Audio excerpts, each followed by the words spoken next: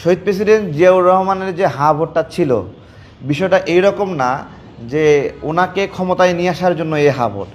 উনি ক্ষমতায় ছিলেন, এরপরেও জনগণের কনসেন্ট নেওয়ার জন্য, যে জনগণের ম্যান্ডেট নেওয়ার জন্য উনি একটা ভোটের আয়োজন করেছেন।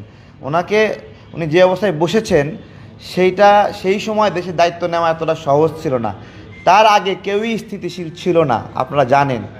এবং দেখেন, শেখ হাসিনা কিন্তু তাদের দলের লোকেরা যখন ক্ষমতায় ছিল তখন দেশে আসতে সাহস পায়নি, এবং শহীদ প্রেসিডেন্ট জিয়াউর রহমানের সময় দেশ এতটা স্থিতিশীল ছিল যে সেই সময় সে আসার জন্য সাহস পেয়েছে।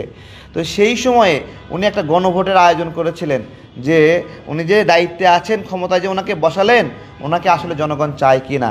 এবং দেখেন, উনি যে দায়িত্ব নিলেন, দায়িত্ব নেওয়ার পরে এতগুলো মানুষের সমর্থন পেলেন, তারপরেও উনি অনুধাবন করলেন যে উনি একমাত্র রাজনৈতিক মত এবং পথ না, উনি অন্যান্য রাজনৈতিক মত এবং পথকে সম্মান করে বহুদলীয় গণতন্ত্রের জন্য সূচনা করে দিলেন। তো সেই গণভোটকে যারা প্রশ্ন করে, তাদের লেখাপড়ার সমস্যা আছে, তাদের প্রজ্ঞার সমস্যা আছে, তারা ইতিহাস জানে না, এবং তাদের অদূরদর্শিতা, তাদের জ্ঞানহীনতার কারণে তারা এগুলো বলে।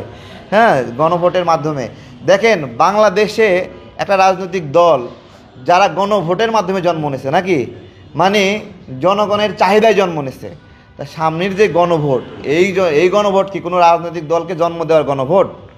আপনাদেরকে জিজ্ঞাসা করছি।